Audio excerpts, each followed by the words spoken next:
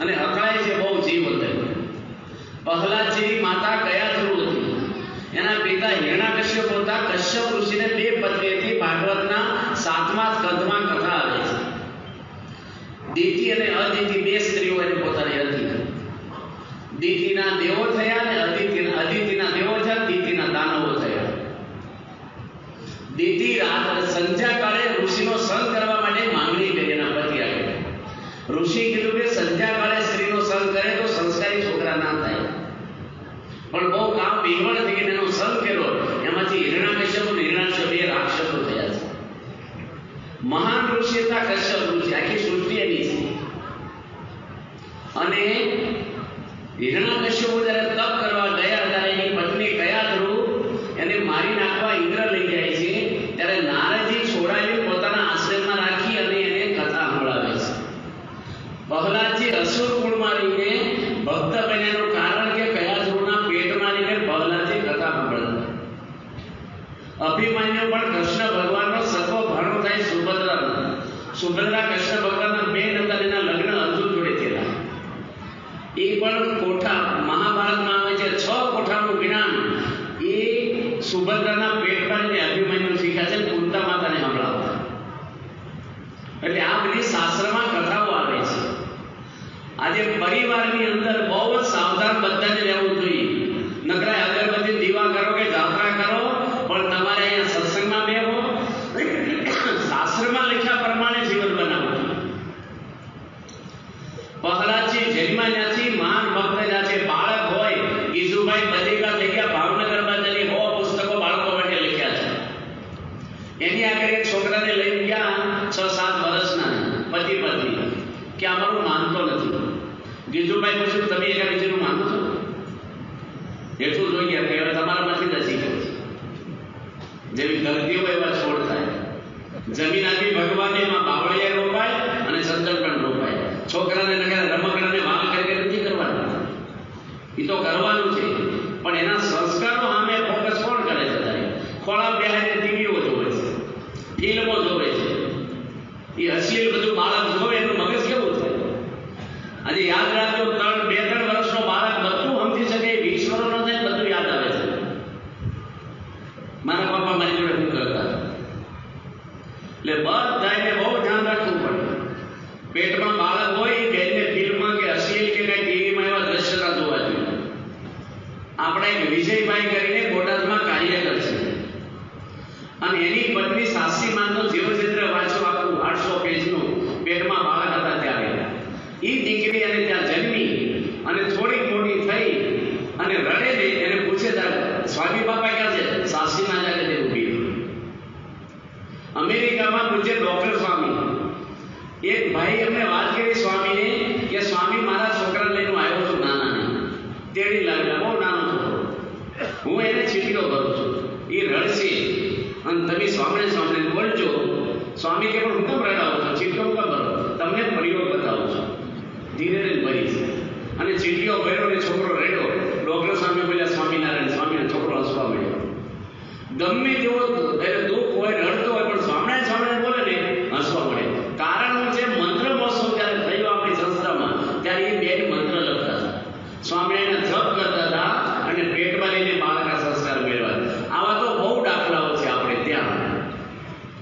બાળક જેવો જન્મે એ બેનને અશ્લીલ એવું ખવાય નહીં, અપક્ષ, કોઈની ઈર્ષા ના કરાય, નિંદા ના કરાય. પેટમાં બાળક હોય ત્યારે ક્રોધ ના કરાય અને ઘરના બધાને સપોર્ટ કરવો જોઈએ એમના માટે. સાત્વિક પ્રસાદી ધરાય ભગવાને અને પ્રભુની તરફ ધર્મમય જીવન જીવવું જોઈએ. સારા સંસ્કારી છોકરા જોતા હોય તો આપણે મા બાપને સાવધાન રહેવું જોઈએ. રામ જેવા દીકરા જોઈએ તો દશરથ બનવું પડે. છોકરો જન્મે ને પહેલો ને ભગવાનનો ફોટો દેખાડી દેવાય દાળમાં 3 વાર. એનું હૃદય એકદમ કોરું પ્લેન હોય એ ફોટો અંદર પડી જાય. 3 થી 4 વાર મંત્ર કાનમાં બોલવા. બાળક બધું હમને બોલી નથી શકતો. બહુ નાના છોકરાને ઉડાવ્યો હોય જોજો, એની મમ્મી આ બાજુ જાય, એના ડોળા આ બાજુ જશે, આમ જશે ને આમ જોશે. બધી ખબર પડે છે, બોલતો નથી. છોકરાને રોજ ખોળા બેહાડીને હાજરી કરવી જોઈએ. દૂધ ધરે, બોટલના દૂધ ક્યારે ના પીવડાવે, ગમે તે ડોક્ટર કહેતા હોય. આપણા શાસ્ત્રો ના પાડે છે એની માતાનું સ્તનપાન કરાવે તો માતાના સંસ્કારો બાળકના બ્લડમાં આવે છે. બહુ વાલ એથી કરવું પડે.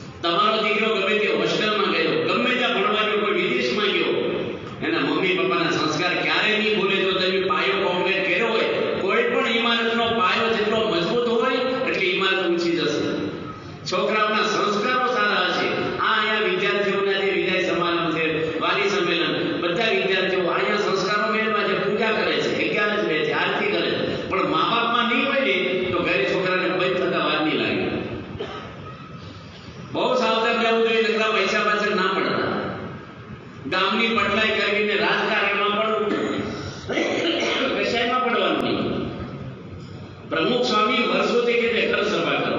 છોકરામાં બહુ ભેદ હોય છે. છોકરા એટલું બધું બગડે છે. છોકરાને પેટી નો કે કહેવાય બહુ. એ બોલી નથી શકતો ને પરસેવો વળે, ખજવાળ આવે, અને માખ ન બે, મચ્છર ના બે, અને કેટલા પર પંખો રાખવો, નાની મચ્છરદાની રાખવી, ઠંડી કરવી, એને ઝાડા બેસી આવતા તરત સાફ કરી નાખવું, ચેક કર્યા કરવું પડે, બહુ ધ્યાન રાખવું પડે. બહુ એટલે લંડનમાં છોકરો રડે ને, પોલીસ આવે બીજી વાર રડે ને, છોકરાને લઈ જાય, જિંદગીમાં ન આપે. આજે કાયદો છે.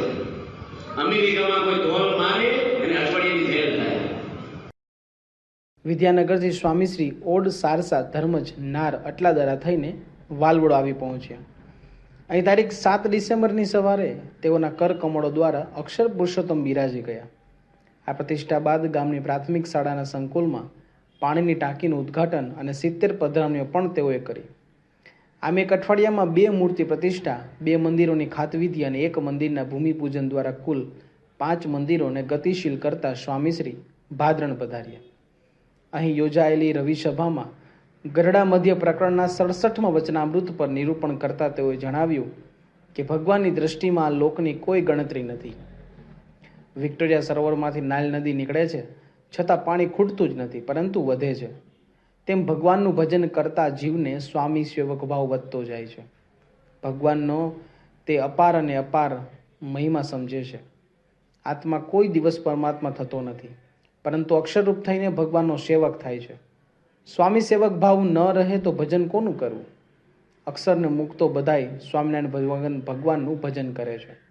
આપણે ત્યાં ભગવાન થવાનું જ્ઞાન જ નથી.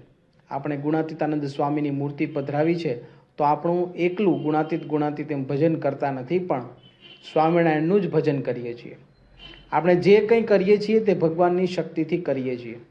ભગવાન તેમની શક્તિ આપણામાંથી ખેંચી લે તો આપણું નામ બદલાઈ જાય, મળદું થઈ જઈએ, ફેંકી દેવું પડે.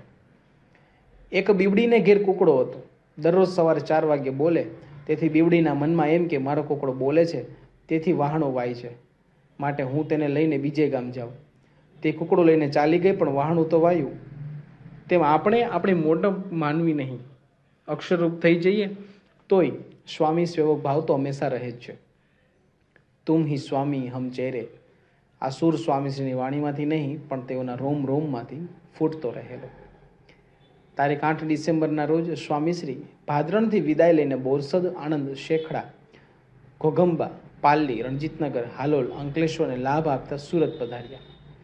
અહીં આ સમયે સ્થાનિક સત્સંગ મંડળ તેના ઇતિહાસનું એક સુવર્ણ પૃષ્ઠ આલેખવા થનગની રહેલું. તેથી તારીખ 10-11 ડિસેમ્બરના રોજ સુરતની શેરીએ શેરીએ સ્વામિનારાયણ મહામંત્ર અને પ્રમુખ સ્વામીના નામ ગુંજી રહ્યા.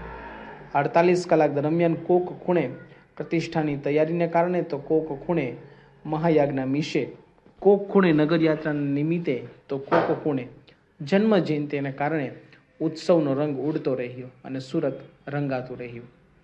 સ્ટેશન પાસે સરદારનગરમાં ઉભેલા કરાયેલા વિરાટ યોગીનગરમાં શોભતા ગુણાતીતા મંડપ, નારાયણ અણુક્ષેત્ર અને યજ્ઞશાળા જાણે વૈદિક યુગને તાદૃશ્ય કરાવી રહેલા.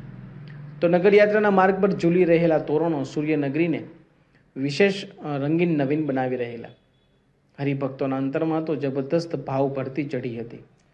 આ ભીતરના ભાવથી જ તારીખ 10 ડિસેમ્બરના રોજ વેદ વિધિને અનુસરતા 150 યજમાનોએ યજ્ઞ નારાયણને આહુતિ આપી.